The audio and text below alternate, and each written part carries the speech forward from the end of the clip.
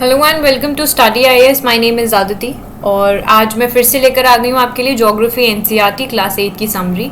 तो जैसा कि आप लोग जानते हैं कि मैं ऑलरेडी क्लास 6 और 7 की समरी करा चुकी हूँ और क्लास 8 की हम लोग 3 चैप्टर्स ऑलरेडी कंप्लीट कर चुके हैं। ये है आपका चैप्टर नंबर 5 जो कि है एग्रीकल्चर। तो आज हम लोग एग्रीकल्चर से स्टार्ट करेंगे। तो गाइस, जैसा कि आप लोग जानते हैं कि हमारे प्रीलिम्स में कुछ कम ही समय बचा है, तो अपनी प्रेपरेशन को कर लीजिए मजबूत। और अनअकैडमी आपके लिए कुछ ऐसे क्रैश कोर्स लेकर आ रहा है, कुछ ऐसे बैचेस लेकर आ रहा है जिससे आपकी जो प्रेपरेशन है वो काफ़ी हद तक हो जाएगी स्ट्रॉन्ग। तो अगर आप लोग अनअकैडमी का प्लस सब्सक्रिप्शन लेते हैं तो गाइस आपको एक सब्सक्रिप्शन लेने से इतने सारे बेनिफिट्स मिलेंगे जो कि आपको एक नॉर्मल ऑफलाइन क्लासेस में भी नहीं मिल सकते। ऑनलाइन आपको घर बैठे बैठे क्लासेस मिलेंगी, ठीक है। आप अपने कंफर्ट के हिसाब में से कैसे भी क्लासेस ले सकते हैं। अनलिमिटेड एक्सेस होगा कोर्सेज के लिए, कोई भी जितनी भी क्लासेस आपको एक दिन में देखनी आप देख सकते हैं। और जो आपको गाइड करेंगे, जो आपके टीचर्स होंगे जो पढ़ाएंगे, वो होंगे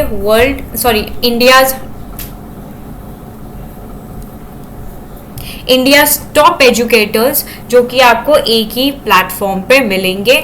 सारा सिलेबस एग्जॉस्टिवली कवर होगा, रेगुलर डाउट क्लियरिंग सेशंस होंगे, लाइव टेस्ट सीरीज होंगी और जो स्टडी मटेरियल है वो आपको पीडीएफ की फॉर्मेट में मिलेगा।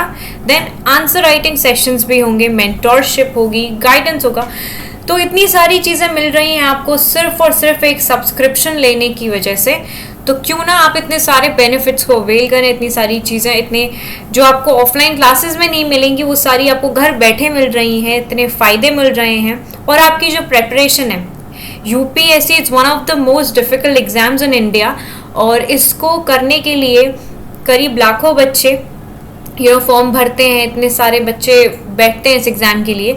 तो उस प्रेपरेशन के लिए आप अपनी प्रेपरेशन मजबूत बना सकते हैं। उसमें जो इनिशिएटिव अनअकैडमी ने उठाया है तो आप उसका फ़ायदा ज़रूर लीजिए। ये सारी चीज़ें आपको मिलेंगी सिर्फ और सिर्फ सब्सक्रिप्शन लेने से। तो it is a one stop solution for complete UPSC CSC preparation. Structured batches हैं। बैचेस आपके हिंदी में, इंग्लिश में बाइलिंगुअल भी हैं, लेट नाइट बैचेस भी हैं। जो लोग प्रोफेशनल हैं उनके लिए, जो लोग जॉब कर रहे हैं उनके लिए लेट नाइट बैचेस हैं। 2 साल तक के बैचेस हैं। 100% सिलेबस आपका कवर होगा।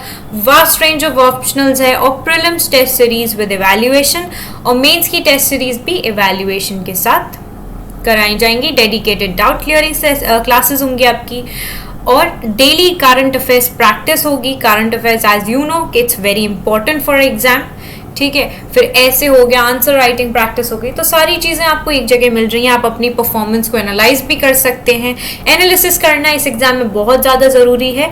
और सेक्शनल क्विजेज, इंटरव्यू प्रेपरेशन, तो यानी कि आपके प्री से लेकर इंटरव्यू तक का जो सफ़र है वो अनअकैडमी आप लोगों के लिए पूरा करेगा और आपकी उसमें मदद करेगा। बट वो सिर्फ तब है जब आप लोग सब्सक्रिप्शन लेते हैं। तो ये कुछ बैचेस हैं जो अनअकैडमी ने नए स्टार्ट करे हैं, ठीक है। ये बैचेस आपको 14 अगस्त, 17 अगस्त और 19 अगस्त को देखने को मिलेंगे, ठीक है। तो ये बैचेस, ये कुछ क्रैश कोर्स हैं प्रीलिम्स के लिए और मेंस के लिए। जो मेंस के लिए है वो 19 अक्टूबर से स्टार्ट होगा और बाकी जितने भी चल रहे हैं वो होंगे आपके प्री के लिए, ओके। तो इन्हें ज्वाइन करना ना भूलें। और अगर आप लोग अनअकैडमी का प्लस सब्सक्रिप्शन ले रहे हैं तो guys just use code STUDYIS because इससे मिलेगा आपको 10% extra discount and this would be good for you. Now और एक अपडेट है आप लोगों के लिए। T20 daily current affairs test series start हो रही है, ठीक है, जो कि आपको डेली 7:30 बजे मिल जाएगी।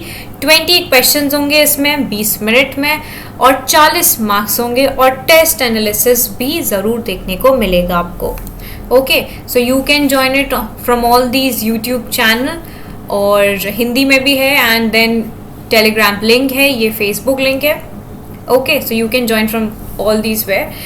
नाउ अगर आप लोगों को अभी भी अनअकैडमी प्लस सब्सक्रिप्शन से रिलेटेड कोई भी क्वेरी है, कोई भी इशू है, तो आप लोग करिए इस नंबर पे कॉल और you can leave a text on WhatsApp also and use करें कोड स्टडी IAS ताकि मिले डिस्काउंट आपको। और कोई भी क्वेरी हो तो ज़रूर कॉल करें, चाहे आपकी स्ट्रैटेजी से रिलेटेड ही कोई क्वेरी हो, पर कॉल ज़रूर करें ताकि आपको एक अच्छी गाइडेंस मिले। तो चलिए स्टार्ट करते हैं अपने चैप्टर को। तो हमारा चैप्टर है एग्रीकल्चर। तो जैसा कि आप लोग जानते हैं कि इंडिया में अप्रॉक्स जितनी पॉपुलेशन है वो एग्रीकल्चर बेसिस है, वो फार्मर ज़्यादा हैं, ठीक है।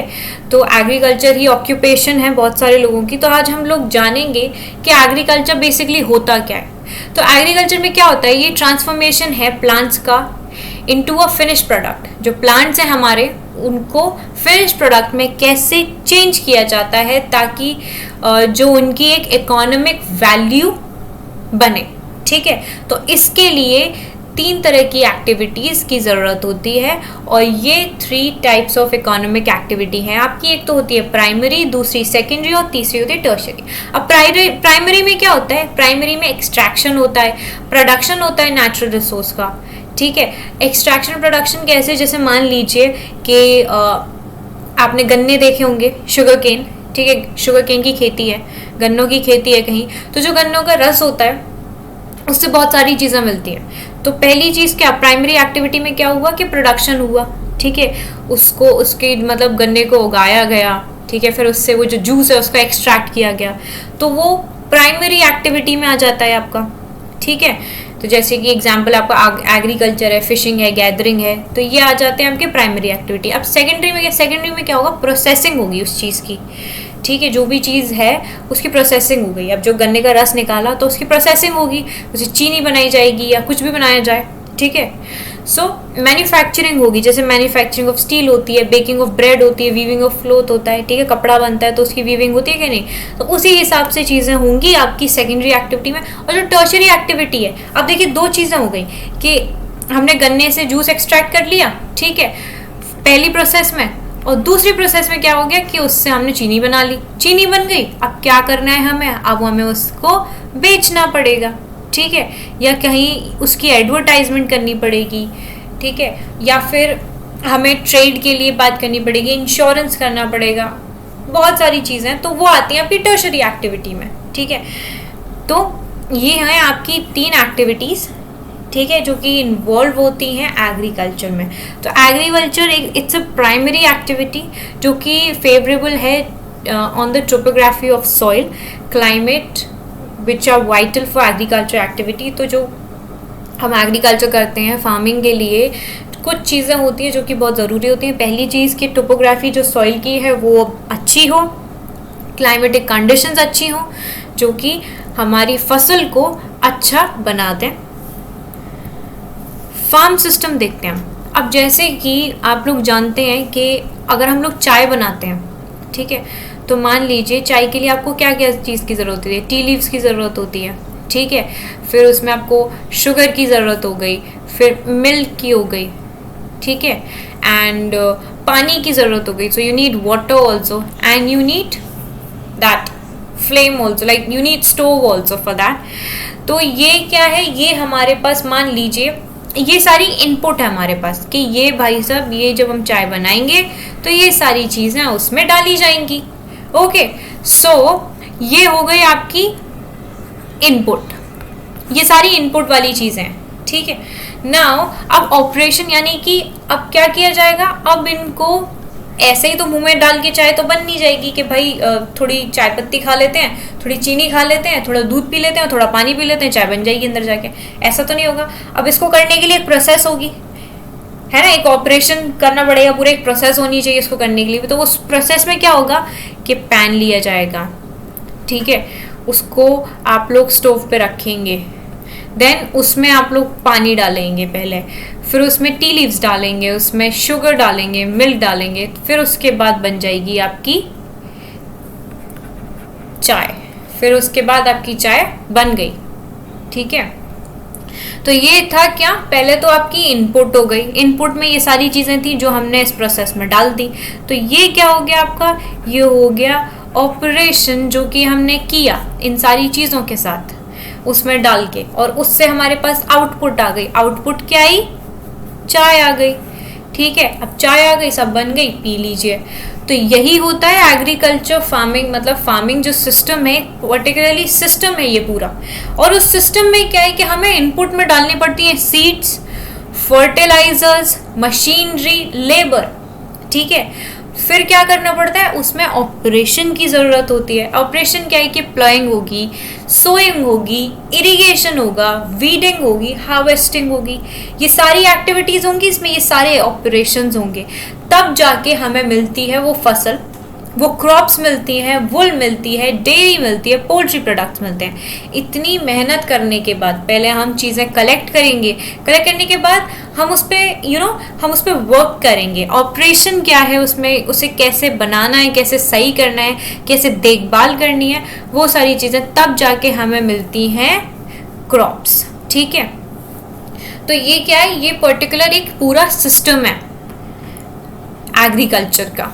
अब टाइप्स ऑफ फार्मिंग, अब फार्मिंग कितने टाइप्स की होती हैं, तो फार्मिंग मेनली 2 टाइप्स की होती हैं, ठीक है, जो कि आपकी डिपेंड करती हैं जोग्राफिकल कंडीशन पे और डिमांड ऑफ प्रोडक्शन, मतलब जो प्रोड्यूस है उसकी डिमांड कितनी है उस पर, लेबर पे, और लेवल ऑफ टेक्नोलॉजी, टेक्नोलॉजी कितनी यूज़ हुई है इस पर भी। तो 2 तरीके की फार्मिंग है, एक है आपकी सब्सटेंसेस फार्मिंग और दूसरी है कमर्शियल फार्मिंग। अब सब्सटेंसिव फार्मिंग जो है आपकी वो क्लासिफाइड होती है इंटेंसिव सब्सटेंसिव फार्मिंग में और प्रिमिटिव सब्सटेंसिव फार्मिंग में, ठीक है। इसके बारे में थोड़ा जानते हैं। जो सब्सटेंसिव फार्मिंग है आपकी, ये एक तरीके की फार्मिंग होती है जो कि सिर्फ और सिर्फ एक परिवार की, जो फार्मर है उसके एक परिवार की नीड को कर रही है पूरा, समझे आप लोग, सिर्फ और सिर्फ उसके परिवार की नीड के लिए, उसे बेचना नहीं है, सिर्फ अपने घर का पेट भरना है, ठीक है। तो ये सिर्फ उतनी ही है। अब इसमें क्या होता है इंटेंसिव सब्सटेंसेस एग्रीकल्चर में, कि इसमें क्या हो रहा है, जो फार्मर है वो कल्टीवेट कर रहा है plot of land using simple tools. इसमें ये बहुत सिंपल टूल्स यूज़ कर रहा है क्योंकि उसे तो सिर्फ थोड़ा बहुत ही उगाना है ताकि वो अपना पेट भर सके, अपनी नीड के लिए कर रहा है वो, बाकी किसी और को उससे इकोनॉमिकली उसको यूज़ नहीं कर रहा, ठीक है। तो उसके लिए उसकी जो क्लाइमेट है, climate with a large number of days with sunshine and fertile soil होनी चाहिए जो कि परमिट करेगी क्रॉप की ग्रोथ पे, ठीक है।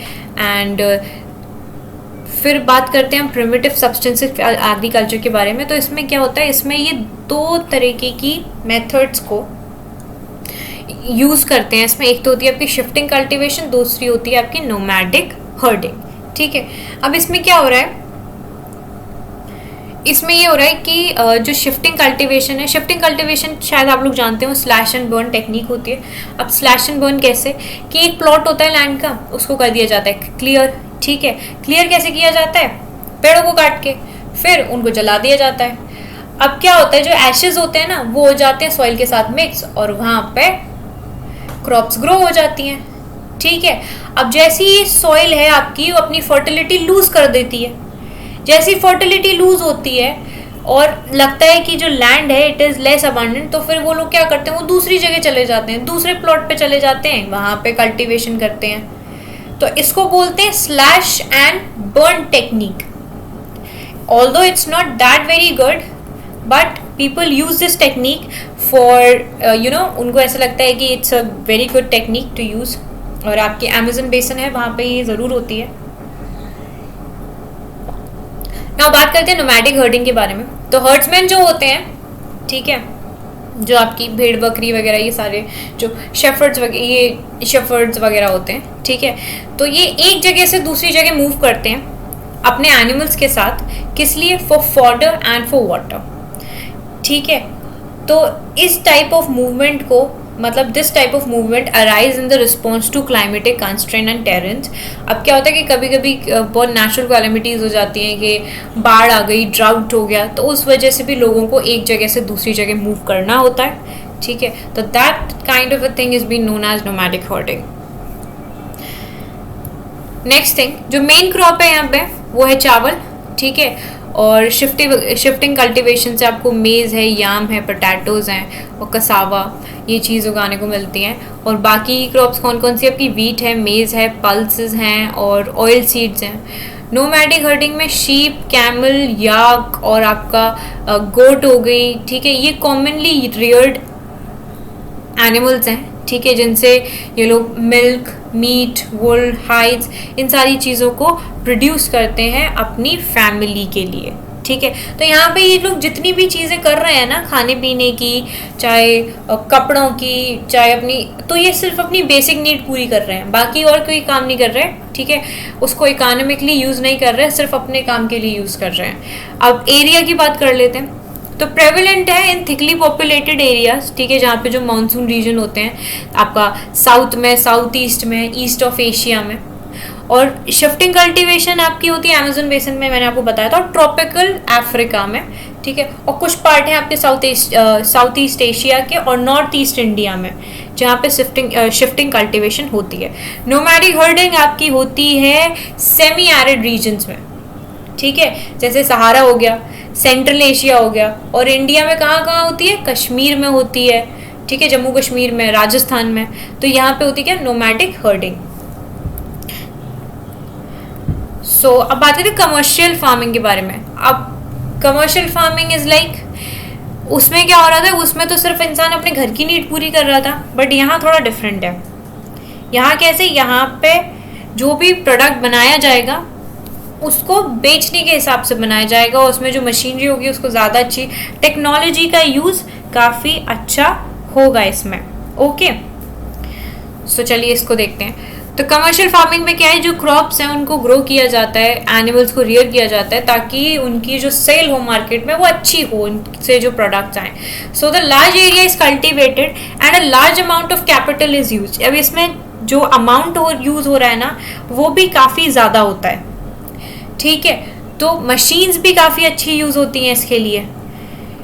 सो नाउ कमर्शियल फार्मिंग, जैसे कि आपकी ग्रेन फार्मिंग हो गई, ठीक है, उसके बारे में बात करते हैं। जो क्रॉप्स हैं they are grown for commercial purpose, commercial purpose के लिए जो क्रॉप्स हैं वो उगाई जा रही हैं। ठीक है, यहाँ पे so we gonna see about this thing कि जो जितने भी एरियाज हैं यहाँ पे, दे आर स्पार्सली पॉपुलेटेड। जो population है that is not that very good with the large farm spreading over 100 of hectares, और severe winters होती हैं जो कि restrict करती हैं आपके मतलब it's like restrict the growing season, and यहाँ पे सिर्फ एक सिंगल क्रॉप को आप कर सकते हैं ग्रो। ठीक है, फिर बात करते हैं कि मिक्स्ड फार्मिंग के बारे में। तो जो लैंड है उसको यूज़ किया जाता है ग्रो करने के लिए आपका फूड, फॉडर, क्रॉप्स और rearing life stock. Plantation agriculture, ये एक तरीके की कमर्शियल फार्मिंग है जिसमें आपके सिंगल क्रॉप ग्रो की जाती है। ठीक है, लार्ज अमाउंट ऑफ लेबर इसमें लगती है, कैपिटल भी रिक्वायर्ड होती है।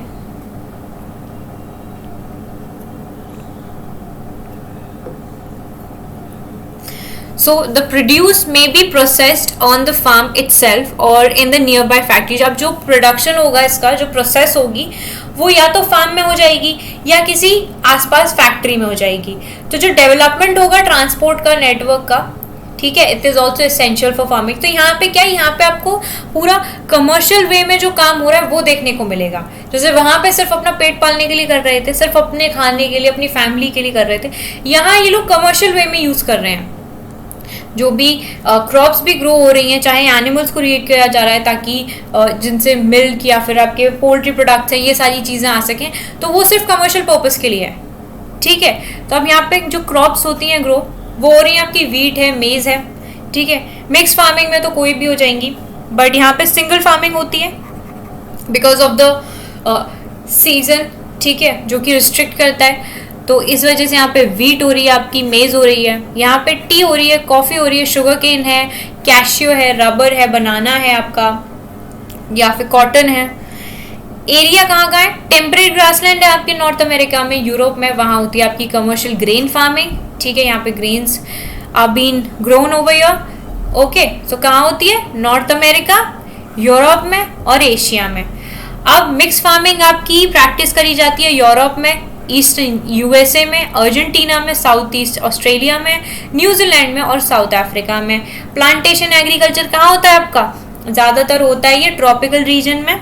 ठीक है, हमारी दुनिया के जो ट्रॉपिकल रीजन है वहाँ पर प्लांटेशन होती है। रबर होती है आपकी मलेशिया में, कॉफ़ी होती है ब्राज़ील में, टी होती है इंडिया में, असम में, नॉर्थ ईस्ट साइड में। ठीक है, श्रीलंका में।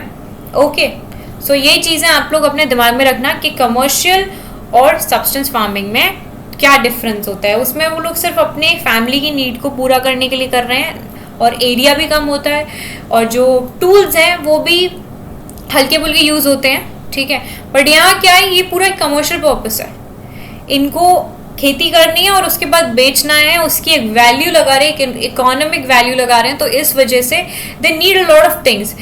काफ़ी ज़्यादा कैपिटल यूज़ हो रही है, लार्ज अमाउंट में कैपिटल यूज़ हो रही है, आपकी मशीन यूज़ हो रही हैं, ताकि जो फसल हो या जो भी वो चीज़ बना रहे हैं उसका दाम अच्छा लगे। ओके, नाउ मेजर क्रॉप्स के बारे में बात करते हैं। तो मेजर फूड क्रॉप्स आपकी वीट है, राइस है, मेज है और माइलेज है, ठीक है। फिर फाइबर क्रॉप कौन कौन सी आपकी, जूट हो गई, कॉटन हो गई, जिसके आप लोग कपड़े भी पहनते हैं कॉटन के, ठीक है। बेवरेजेस हैं आपकी टी, कॉफ़ी। तो राइस के बारे में बात करते हैं। अब राइस को राइस के लिए आपको हाई टेम्परेचर चाहिए, राइस की खेती के लिए हाई ह्यूमिडिटी होनी चाहिए, रेनफॉल अच्छा होना चाहिए काफ़ी, because rainfall grows best in alluvial clayey soil, ठीक है, which can retain water, leading producers of rice जो कि आपके हैं चाइना है, इंडिया है, जापान है, श्रीलंका है, इजिप्ट है। सो इन फेवरेबल क्लाइमेटिक कंडीशन जैसे कि वेस्ट बंगाल में आपका, बांग्लादेश में है, 2 to 3 crops are grown in a year. कहाँ पर, वेस्ट बंगाल और बांग्लादेश में। तो ये स्टेपल डाइट है वैसे ट्रॉपिकल और सब ट्रॉपिकल रीजन की, ठीक है, जिनको ज़रूरत मतलब इनको हाई टेम्परेचर चाहिए होता है, ह्यूमिडिटी भी, ह्यूमिडिटी मतलब हाई ह्यूमिडिटी यानी कि मॉइस्चर ज़्यादा होना चाहिए। अब रेनफॉल ज़्यादा होगी तो मॉइस्चर ज़्यादा होगा, ठीक है, और टेम्परेचर भी हाई है। और जो सॉइल है वो कौन सी बेस्ट होती है, एलुवियल क्लेई सॉइल, ओके। और जगह कौन कौन सी है जहाँ पे राइस की जो मतलब प्रोडक्शन ज़्यादा होती है, वो है आपकी चाइना, चाइना के बाद आपका इंडिया, फिर जापान है, श्रीलंका है, इजिप्ट है। और इनको अच्छी खासी क्लाइमेटिक कंडीशंस की ज़रूरत है जो कि आपको वेस्ट बंगाल में देखने को मिलेगी, बांग्लादेश में देखने को मिलेगी। और यहाँ पे करीब से करीब 2 से 3 बार इनकी खेती हो जाती है एक साल में। फिर बात करते हैं हमारे वीट की, जो गेहूँ है हमारा, जिससे आप लोगों को बनती है chapati and all. So it requires moderate temperature. यहाँ पे जो टेम्परेचर यूज हो रहा है वो मॉडरेट होता है और रेनफॉल इस समय rainfall during the growing season is like season जो है आपका ब्राइट है, सनशाइन रहती है, ठीक है, जब हार्वेस्ट का टाइम होता है, ओके। सो जो आपके गेहूं हैं उनको मॉडरेट टेम्परेचर चाहिए होता है, बारिश भी चाहिए होती है, और जो हार्वेस्ट का सीजन जो मतलब टाइम आता है तब जो सनशाइन है इट्स वेरी ब्राइट, ठीक है। So thrives best in well drain loamy soil grown extensively. तो यहाँ पे जो सॉइल है वो आपकी लूमी सॉइल है, ओके। एंड जो जगह है जहाँ पे आपके गेहूँ ज़्यादा पाए जाते हैं वो है आपकी USA, ठीक है, the United states of America है, कनाडा है, अर्जेंटीना है, रशिया है, यूक्रेन है, ऑस्ट्रेलिया है और इंडिया है। एंड इंडिया में इट ग्रोज इन विंटर, जो आपकी गेहूं की खेती होती है, so that is grown in winter in India, okay. याद रखिएगा आप लोग, हिंदुस्तान में कब होती है, सर्दियों के वक्त। फिर बात करते हैं मिलेट्स के बारे में। तो जो मिलेट्स हैं आपके, they are known as coarse grain, ठीक है, and then they can be grown on less fertile and sandy soil. अब ये बेचारे मतलब उनको तो इतनी सारी मेहनत मशक्क़त, अच्छा खासा वो लग रहा था, ठीक है, कंडीशंस फेवरेबल होनी चाहिए, हाई टेम्परेचर होना चाहिए राइस के लिए, तो ठीक है। और same with wheat also, wheat के लिए मॉडरेट टेम्परेचर होना चाहिए। अब जो मिलेट्स हैं उनके लिए जो मतलब it can be grown on less fertile and sandy soil, ये लेस फर्टाइल हो सॉइल आपकी, सैंडी सॉइल हो, ठीक है। So hardy crop that needs low rainfall, इसमें रेनफॉल की भी ज़्यादा ज़रूरत नहीं है, हाई टू मॉडरेट टेम्परेचर होना चाहिए, एडुकेट रेनफॉल होनी चाहिए, ज़्यादा नहीं, जैसे आपके ज्वार और बाजरा हो गए, ठीक है।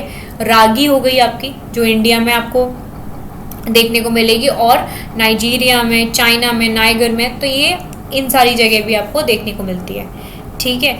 ज्वार, बाजरा और रागी, इनकी खेती के लिए आपको ज़्यादा चीज़ों की ज़्यादा ज़रूरत नहीं होती है, लेस फर्टाइल सॉइल हो जाए आपकी, सैंडी सॉइल हो, और इतनी हार्डी क्रॉप्स होती हैं कि इनको जो रेनफॉल है वो भी ज़्यादा नहीं चाहिए होता है, और टेम्परेचर आपका हाई हो, मॉडरेट हो, चलेगा, ठीक है, तो इनको सब चलता है। मेज के बारे में बात करते हैं। मेज रिक्वायर करता है मॉडरेट टेम्परेचर, रेनफॉल होनी चाहिए और लॉट्स ऑफ सनशाइन होनी चाहिए, मतलब धूप अच्छी खासी दिखनी चाहिए इनको। Okay, so they are sunshine loving people, so this crop is like sunshine loving, so it needs well drained fertile soils. अब इनकी ग्रोथ कहाँ पर है, तो ये North America, Brazil, China, Canada, India और मैक्सिको में आपको देखने को मिलती है। ओके, देन बात करते हैं कॉटन के बारे में।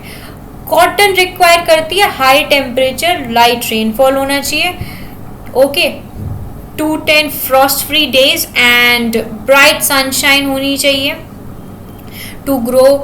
एंड सबसे ज़्यादा ये ब्लैक और एलुवियल सॉइल पे अच्छी खेती होती है इनकी, ठीक है। तो इनका क्या है, इनको टेम्परेचर आप हाई दें, लाइट रेनफॉल होनी चाहिए और आपके जो ब्राइट सनशाइन होनी चाहिए इनकी ग्रोथ के लिए, और ये बेस्ट ग्रोथ होती है इनकी ब्लैक और एलुवियल सॉइल पे। अब इनके लीडिंग प्रोड्यूसर कौन है, China, followed by USA, followed by India, Pakistan, Brazil, Egypt and main raw materials for cotton industry also. तो जो इजिप्ट है, ये सारी जगह आपकी, it is like main raw materials for the cotton textile industry. अब ये कॉटन जो हम कपड़े पहनते हैं ना कॉटन के, ये वही कॉटन है, ठीक है। तो आप लोगों को तो पता होना चाहिए कि इस बेचारे को ग्रो करने के लिए कैसी कैसी, मतलब क्या क्या चीज़ें चाहिए होती हैं, कैसा टेम्परेचर चाहिए होता है, क्लाइमेटिक कंडीशंस कैसी होनी चाहिए, जो सॉइल उसकी टोपोग्राफी कैसी होनी चाहिए, तो ये सारी चीज़ें मैंडेटरी हैं। ओके, तो आप लोगों को जैसे जैसे हम लोग पहनते हैं, हम लोग बहुत ज़्यादा कॉटन के कपड़े पहनते हैं, तो इस हिसाब से you should have knowledge about this thing also, that whatever we are wearing वो कहाँ से बन रहा है, कैसे बन रहा है, उसको बनने में भी मतलब कितनी वो लग रही है, कैसी क्लाइमेटिक कंडीशंस उसे फेवरेबल हैं, और कहाँ कहाँ इसकी प्रोडक्शन है, कौन लीडिंग प्रोड्यूसर है इसका, ये भी जानकारी लेना ज़रूरी है। फिर बात करते हैं जूट के बारे में। जूट जो है आपका, उसे गोल्डन फाइबर भी बोलते हैं और ये एलुवियल सॉइल पे बहुत अच्छा ग्रो करता है। हाई टेम्परेचर चाहिए इसे, हैवी रेनफॉल चाहिए, ह्यूमिड क्लाइमेट होनी चाहिए इसके लिए, और ये ग्रो करता है आपके ट्रॉपिकल एरियाज में। लीडिंग प्रोड्यूसर कौन है जूट का, इंडिया और बांग्लादेश। तो ये क्या है आपके जूट जी हैं आपके गोल्डन फाइबर, और इनको एलुवियल सॉइल चाहिए होती है ग्रोथ के लिए। रिक्वायर करते हैं हाई टेम्परेचर, हैवी रेनफॉल होनी चाहिए, ह्यूमिड क्लाइमेट हो इनके लिए, और ट्रॉपिकल एरियाज में आपको देखने को मिलेंगे ये। लीडिंग प्रोड्यूसर हमारा इंडिया है और बांग्लादेश। बात करते हैं कॉफ़ी की। कॉफ़ी रिक्वायर करती है वार्म एंड वेट क्लाइमेट। सबको पसंद है कॉफ़ी, जितने भी लोग पढ़ाई करते हैं उनको कॉफ़ी की बहुत ज़रूरत होती है, ठीक है। तो कॉफ़ी आपकी देख लीजिए वार्म और वेट क्लाइमेट चाहिए होती है इसको, वेल ड्रेन लूमी सॉइल होनी चाहिए इसके लिए, हिल स्लोप्स पे सबसे ज़्यादा सूटेबल होती है इसकी ग्रोथ, ठीक है। और जो लीडिंग प्रोड्यूसर हैं as we all know Brazil, और followed by Colombia and India. Okay, तो कॉफ़ी के लीडिंग प्रोड्यूसर्स कौन है, ब्राज़ील, ब्राज़ील के बाद है कोलंबिया, कोलंबिया के बाद इंडिया। ओके, तो कॉफ़ी पियेंगे तो सब ये लोग याद रखेंगे कि warm and wet climate use होती है, वेल ड्रेन लूमी सॉइल चाहिए होती है, और हिल स्लोप्स होते हैं ना, हिल स्लोप्स पे इसकी जो प्रोडक्शन होती है वो सबसे ज़्यादा अच्छी होती है। लीडिंग प्रोड्यूसर कौन है, ब्राज़ील, कोलंबिया एंड इंडिया। अब चाय पे आ जाते हैं। टी, जो हमारे घर में लोग एक से नहीं 2-3 बार they have tea. So tea lovers के लिए this is very important, they should know this thing. तो ये जो बेवरेज क्रॉप है ये it is grown on plantation, require करती है ये कूल क्लाइमेट, ठीक है, वेल डिस्ट्रीब्यूटेड है, हाई रेनफॉल होना चाहिए थ्रू आउट द ईयर, पूरे साल अच्छा रेनफॉल हो यहाँ पे। जो ग्रोथ है of its tender leaf needs well drain loamy soil और जेंटल स्लोप्स होने चाहिए। Kenya, India, China, Sri Lanka produce करते हैं best quality of T in the world. अब मुझे बाकी केन्या, चाइना, श्रीलंका के बारे में नहीं पता, but I know that in India we have a lot of tea lovers. So तो हमारे यहाँ तो इट इज़ लाइक कि बहुत अच्छी सेल है। सो अब बात करते हैं एग्रीकल्चर डेवलपमेंट के बारे में। तो काफ़ी ज़्यादा एफर्ट्स लिए जाते हैं in order to make the farming production मतलब इंक्रीज करने के लिए फार्म प्रोडक्शन को, in order to meet the growing demand of the increasing population. अब जैसे जैसे इंसान की हमारी पॉपुलेशन बढ़ती जा रही है, उसी हिसाब से जो कंजप्शन है वो बढ़ रहा है, ठीक है। अब ज़्यादा लोग होंगे तो ज़्यादा खाना चाहिए होगा, ठीक है। तो उसी हिसाब से एफर्ट्स लिए जा रहे हैं कि जो फार्मिंग है, जो प्रोडक्शन है, वो भी ज़्यादा बढ़नी चाहिए, वो भी इंक्रीज़ होनी चाहिए, ताकि जितनी भी ग्रोथ है, जितनी भी पॉपुलेशन ग्रो कर रही है, जितनी उनकी डिमांड है, वो पूरी फुलफिल हो। Okay, so achieved in many ways such as increase कर दिया गया है क्रॉप्ड एरिया को, नंबर ऑफ क्रॉप्स को इंक्रीज कर दिया गया है जो ग्रो होती हैं, इरिगेशन फैसिलिटीज़ को इम्प्रूव किया गया है, फर्टिलाइजर्स का यूज़ बढ़ाया गया है, high yielding variety of seeds लेकर आए हैं, ठीक है। अल्टीमेट एम है आपका एग्रीकल्चर डेवलपमेंट का is to increase food security also. तो एग्रीकल्चर तो हो, ठीक है, डेवलपमेंट भी ऊपर, उसमें जो सिक्योरिटी है फूड की वो भी इंक्रीज हो जाए।